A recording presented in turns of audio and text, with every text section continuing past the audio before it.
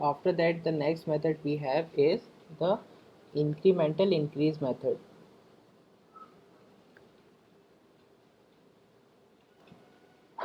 So in this method, we do not say that growth rate is constant. The growth rate here is progressively increasing or decreasing. So it will be decreasing when we reach near the saturation in this growth curve, or it will be increasing if we are on the below part, so that we can apply it more conveniently. So here the population after nth decade is given as, the general formula is P naught plus nx plus n into n plus 1 upon 2 into y. This y here shows the incremental increase or decrease. Increase or decrease. So do how do we reach this formula? So here let's say after 1 decade we want to find out. So initially it would be P naught, then after 1 decade here we'll do this addition once, plus we'll do the addition of this term also once. Now after second decade, if you want to know, so that would be P1 plus X plus, here we'll do the addition twice of this incremental term. So here we can write it as, if we replace P1 with this equation, so that would be P naught plus 2X plus 3Y, and we can write here it as P naught plus 2X plus 2 into 2 plus 1 divided by 2 into y, and here this term also we can write in the same fashion, that is P naught plus x plus, or 1 into x plus 1 into 1 plus 1 upon 2 into y. So this is similar to this formula we have reached here. So if we are moving ahead, this incremental increase will be increasing in this fashion, and it depends upon this term y, if it is actually increasing or not, like what rate it will be increasing. So let's see the one question to understand it properly. So let's take this question only.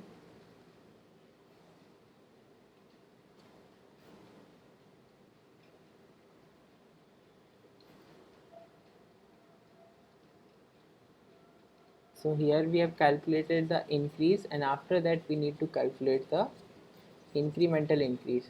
This x bar is your increase, that is x bar is total increase divided by the number of decades, that is equal to 5500 as we calculated. Now incremental increase would be, here it is going 3000 to 6000, that is 3000 increases happened in this part, and after that here it is going from 6 to 8, that is 2000 increases happened, and from here it is going 8 to 5, that is minus 3000 increase has happened, that is it is increase is going negative, or we can say it is decreasing. So here the average would be 3000 plus 2000 minus 3000 divided by the periods, that is 3, that is your y here. So which is equal to 2000 by 3, so it is equal to 666.67, or we can take it as 667. So that is your y. Here we have calculated x, so we can apply the formula. So let's calculate for the year 2000. So it would be, n will be equal to 3, because from here 1970 will calculate as P naught. So P 1970 plus n into x, that is 3 into x plus n into n plus 1 upon 2, that is 3 into 3 plus 1 upon 2 into y. So you can put y here, x here, and P 1970 as 48,000. So P 2000 would be 67,502. That is your answer for this question. So that way you can calculate using this incremental increase method.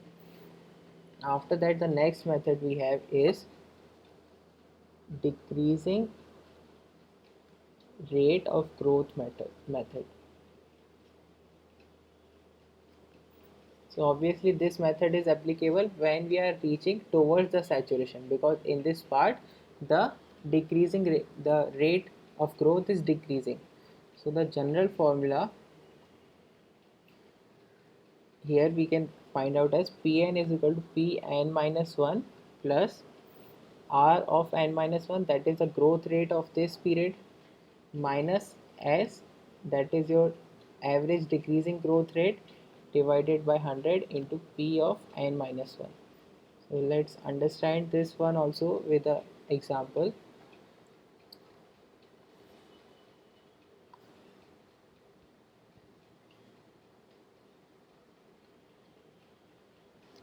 So here first we need to calculate the growth rate. So already we did earlier. For this period it was 3000 divided by 25,000, that was 12%.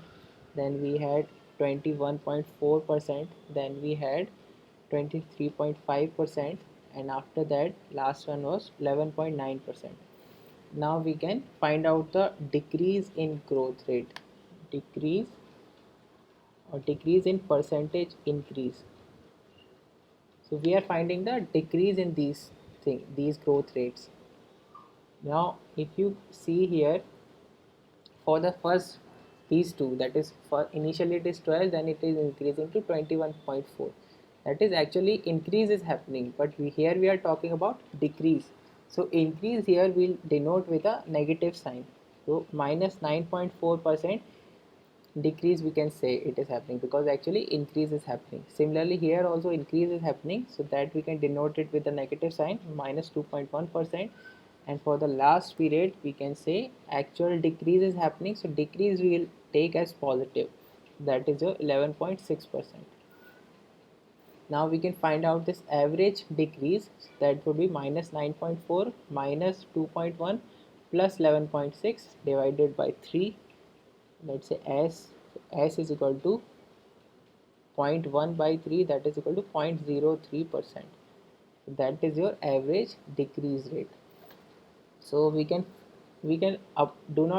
apply the formula directly for year 2000. If you want to know for 2000, first we'll have to proceed from 1980, that is P 1980 we can calculate. So that is P 1980 plus it would be, so 1970 we want to put here, so 48,000 plus R of n minus 1. So for this year growth rate was 11.9 minus S, that is this decreasing growth rate, that is 0.03 divided by 100 into the population of this year, that is 48,000. Now this 11.9 minus 0.03, that is 11.87, it will be the growth rate, actual growth rate for this year 1980. So if you do this, so from here this will be 48,000, this was 47,000 I think. So that you can see here also I have taken 48, just check it, it is, I think it is 47,000. So I've solved it with 47,000, so answer will be matching if you put 47,000 in the previous questions also. So this is 47,000 plus 5579, which is equal to 52579.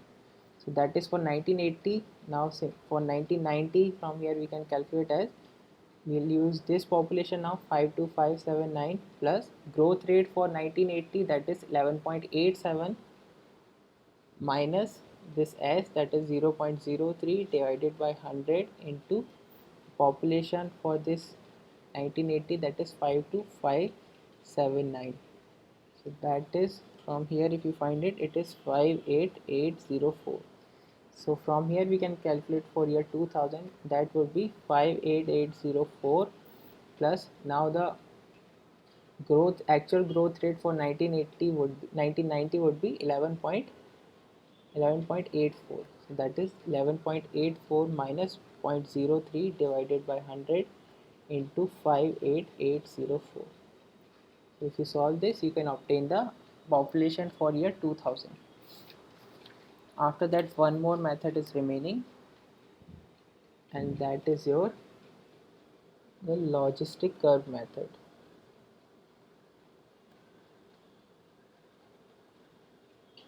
So in this method, we saw the equation of this logistic curve. So some scientist has given the whole equation, this whole equation or the whole part of this curve in one equation. So the solution for that equation, we need not go into the derivation and all. The final equation that comes out of it is P is equal to PS upon 1 plus m log E inverse into NT. Log E inverse is nothing but it will be your exponential. So here this PS is the saturation population, and we find this PS as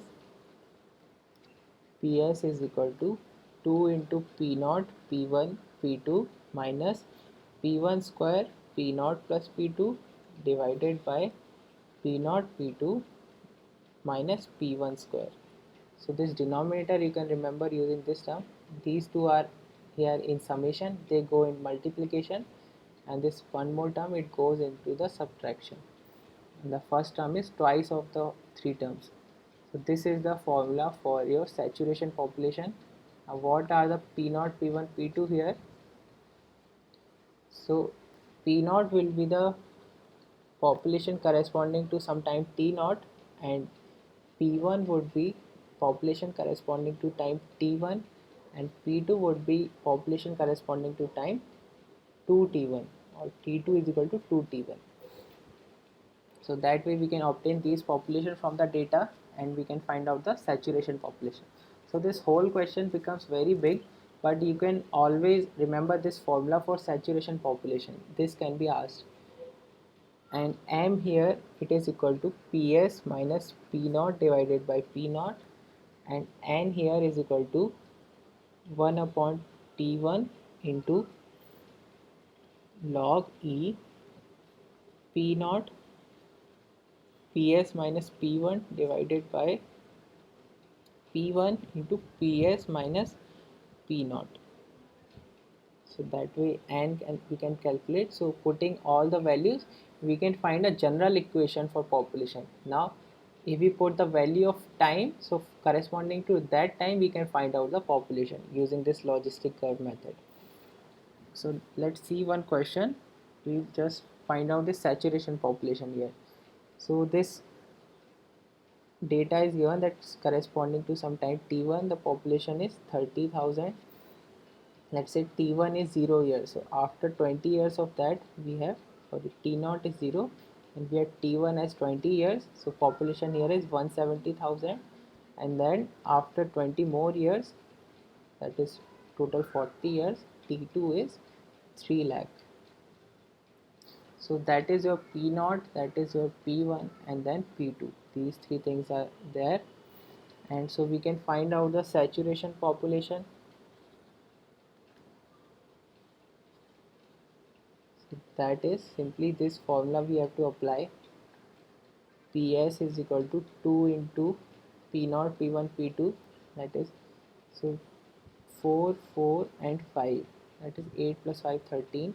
So 3 into 17 into 3 into 10 to the power 13 minus P1 square, so that is 17 square into 10 to the power 8, and multiplied by P0 plus P2, so that is would be equal to 33 into 10 to the power 4 divided by P0 P2. P0 P2 would be 3, so this is 4 plus 5, 3 into 3 into 10 to the power 9 minus P1 square, that is your 17 square into 10 to the power 8. So if you solve this from here, saturation population comes out to be 325,477. So that is your saturation population. Now let's do little more also. Let's find out the equation of curve or logistic curve. So for that we need to find m, and then we need to find n. So m is equal to ps minus p naught divided by p naught, that is equal to 325,477 minus p naught is 30,000 divided by 30,000, and m from here it is equal to 9.849, and for n we can apply 1 upon t1 log e P naught into PS minus P1, so that is 30,000 minus into 325,477. PS minus P1 is 170,000 divided by P1 into 170,000 into PS minus P naught, that is 325,477 minus 30,000. So if you solve this from here, N1 is equal to 20 years. So from here N is T1 is equal to 20 years. N from here is equal to minus 0.1188.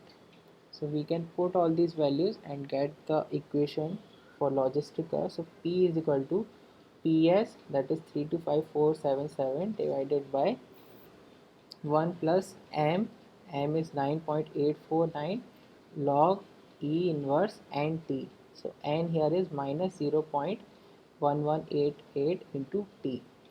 Now you can put the any value of T and we can obtain the value of population corresponding to that particular time. So let's say at T is equal to 60 if you put here. So what is the population after 60 years? So P would be 325477 divided by 1 plus 9.849 into log E inverse minus 0.1188 into 60. So if you solve this, it will come out as 322925. That is your population after 60 years. So that way you can apply this logistic curve method as well. So this is all about the population forecasting methods. Some graphical methods are also used. So in those methods, what the planners do or the designers do, they will plot this data of the population, the data we have between the year and the population. So here it will be different years, 1930, 1940 and so on. Here it will be population corresponding to that, and let's say we want to find out for some year 2010, then they just extend this curve smoothly. So that will be your graphical method. Those graphical methods you can read by your own if you want to read. So that's it about the population forecasting methods.